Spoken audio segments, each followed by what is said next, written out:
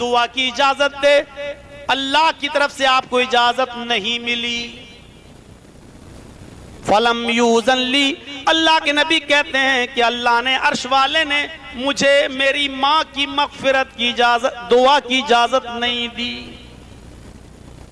کوئی ضروری نہیں کہ جو رسول ہو اس کی ساری باتیں سن لی جائیں،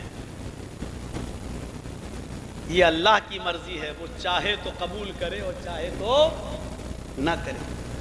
اللہ کے نبی اپنے ماں کے لیے مغفرت کی دعا کرنا چاہتے ہیں اور اجازت مانگ رہے ہیں، لیکن اللہ نے اجازت نہیں۔ اللہ کے نبی کہتے ہیں استاذنت ان ازور قبرہا، اے اللہ اگر مجھے میرے ماں کی قبر پر ماں کی مغفرت کی دعا کی اجازت نہیں دے رہا ہے تو کم سے کم مجھے میرے ماں کی قبر کی زیارت کرنے کی اجازت دے دے۔ میں کبھی کبھی اپنے ماں کی قبر کو دیکھ لیا کروں، آ کر اپنے ماں کی قبر پر پہنچ جایا کروں، اس کی قبر کی زیارت کر لیا کروں۔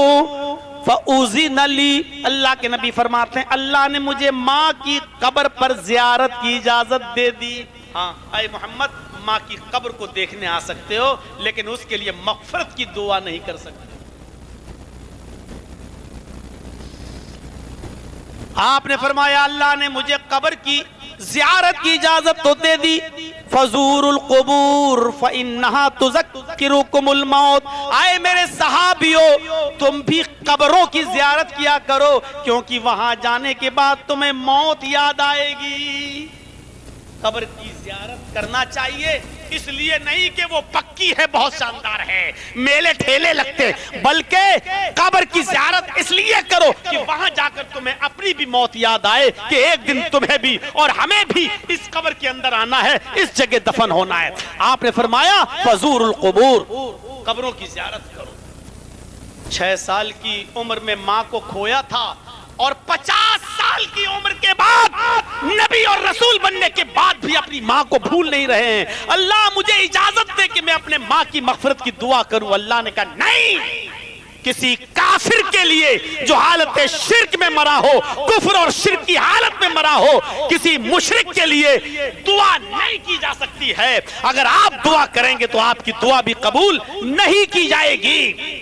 آج شب برات کے دن چاہیے کتنی بھی دعائیں تمہیں کرنا ہو کر لو، اگر کوئی شرک کی حالت میں مرا ہے، حالت شرک میں گیا ہے تو اللہ تعالیٰ نے حالت شرک میں مرنے والے کے لیے خود نبی اکرم کو اجازت نہیں دی ہے۔ اللہ کے رسول نے اپنے چچا ابو طالب کے لیے بھی مغفرت کی دعا کرنا چاہی، اللہ نے ادھر بھی منع کر دیا۔ تمہارا چچا ابو طالب حالت کفر میں مرا ہے، ہم تمہاری یہ دعا بھی قبول نہیں کریں گے۔ میرے بھائیو، ضروری نہیں جب رسول کی دعا نہیں سنی جا سکتی ہے تو مشرک باپ کے لیے اور مشرک ماں کے لیے ہماری دعائیں سنی جائیں گی؟ کہاں ہیں؟ اب شرک کو سمجھ لو تو سب کچھ صحیح۔ ہم یہ سمجھتے ہیں بتوں کے سامنے جھکنا ہی شرک ہے، ہم یہ سمجھتے ہیں مورتیوں کے سامنے جھکنا ہی شرک ہے۔ نہیں، اس شرک کو سمجھنے کی کوشش کرو۔ اللہ کے علاوہ کسی غیر کے سامنے جھکنے والا بھی مشرک، اللہ کے علاوہ کسی غیر سے حاجت اور منتیں اور دعائیں کرنے والا بھی مشرک، اللہ کے علاوہ کسی اور پہ بھروسہ کرنے والا بھی مشرک۔ میرے بھائیوں، اس شرک کو اگر ہم نے سمجھ لیا تو سب کچھ سمجھ لیا، دین کے مزاج کو سمجھ لیا۔ ماں ہونے کی حیثیت سے یہ کردار تھا نبی کا کہ اپنی سگی ماں کو بھی نہیں، نبی بننے کے بعد بھی قبر کی زیارت کرتے۔ ہم اپنے ماں باپ کی قبر کی کتنی زیارت کرتے ہیں؟ شروع میں مر گئے باپ، 2-4 دن، 6 دن، 10 دن، 1 مہینہ، 2 مہینہ تو خوب جائیں گے، اس کے بعد سالوں گزر جاتے ہیں۔ کبھی عید کی نماز پڑھنے گئے تو وہی قبرستان پہ چلے گئے اور اپنے باپ کے لیے دعا مانگ لی ہے، کبھی بقرعید پہ چلے گئے۔ اللہ کے نبی سے سیکھو ایک بیٹا ہونے کی حیثیت سے کیا کردار تھا، اور غور کرو اس نبی نے ہمیں کیا بتایا۔ پوچھنے والے نے پوچھا اللہ کے رسول میری ماں بھی زندہ، میرا باپ بھی زندہ، حسن سلوک کا سب سے زیادہ مستحق کون؟ آپ نے کہا تیری ماں. کہا اس کے بعد کون؟ کہا تیری ماں. پوچھنے والے نے کہا اس کے بعد کون؟ کہا تیری ماں. پوچھنے والے نے پوچھا اللہ کے نبی اس کے بعد کون؟ کہا تیرا باپ. یعنی باپ سے 3 گنا زیادہ ماں کا حق ہے، ماں کا مرتبہ ہے، حسن سلوک کی وہ زیادہ مستحق ہے. کیوں؟ اس لیے کہ اس نے 9 مہینے تجھے اپنے پیٹ میں رکھا ہے، اپنے پیٹ میں پالا ہے، صعوبت برداشت کی ہے، مشکلیں برداشت کی ہیں، تجھے اپنے پیٹ سے پیدا کیا ہے، اس کی تکلیف اٹھائی ہے.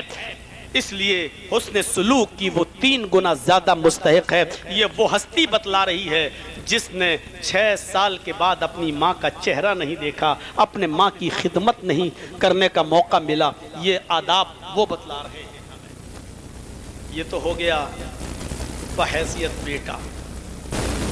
شادی کے بعد آپ باپ بھی بنتے ہیں نا.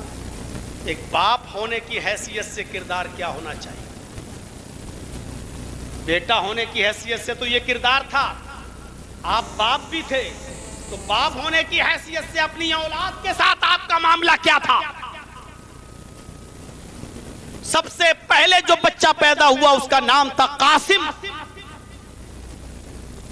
چھوٹے پن میں انتقال کر جاتا ہے، آپ کی آنکھوں میں آنسو آئے. اس کے بعد آپ کا ایک اور بیٹی پیدا ہوئی جس کا نام تھا زینب. جب زینب پیدا ہوئی اس وقت اللہ کے رسول کی عمر تھی 30 سال، نبی نہیں بنے تھے. جب آپ نبی بن گئے اس کے کچھ سالوں کے بعد زینب کی شادی ہوئی، نکاح ہوا. اسی وقت ہجرت کا معاملہ چلنے لگا. ہجرت کرنے والے بہت سے صحابہ تھے. آپ کی بیٹی زینب بھی ہجرت کر رہی ہیں. آپ کی بیٹی زینب کا نکاح ہو چکا ہے، زینب کے پیٹ میں بچہ ہے، حمل ہے ان کے پیٹ میں. اونٹنی کے اوپر بیٹھی ہیں، مکے سے مدینہ جا رہی ہیں.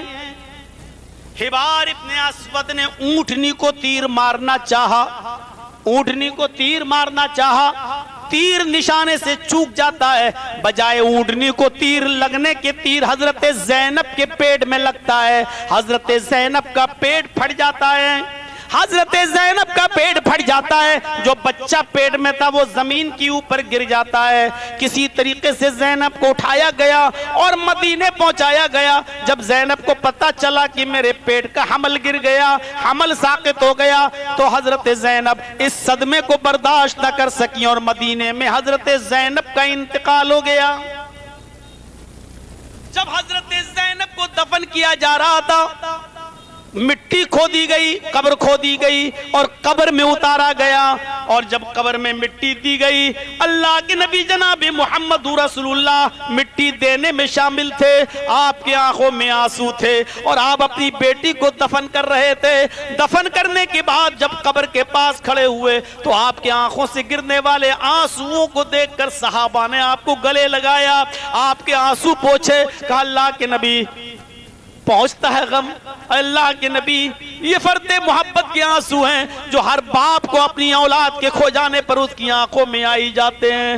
آپ نے روتے ہوئے فرمایا میرے صحابیوں، یا افضل بناتی اصیبت فیا، یہ میری سب سے اچھی بیٹی تھی. زینب میری سب سے افضل بیٹی تھی، سب سے نیک بیٹی تھی، جو پوری زندگی محمد کے راستے میں ستائی گئی، جو میرے دین کے لیے میرے راستے میں ستائی گئی. یہاں تک کہ اس نے پوری زندگی بھر تکلیفیں اٹھائیں، یہاں تک کہ میرے دین پر چلتے چلتے اس نے شہادت بھی دے دی. اس کا پیٹ پھاڑ دیا گیا، بچہ گرا دیا گیا. یہ افضل بناتی اصیبت فیا، یہ میری سب سے اچھی بیٹی تھی جو میرے لیے بہت ستائی گئی، بہت ماری گئی، بہت تڑپائی گئی، یہاں تک کہ میرے دین پر چلتے چلتے اس نے اپنی جان بھی دے دی.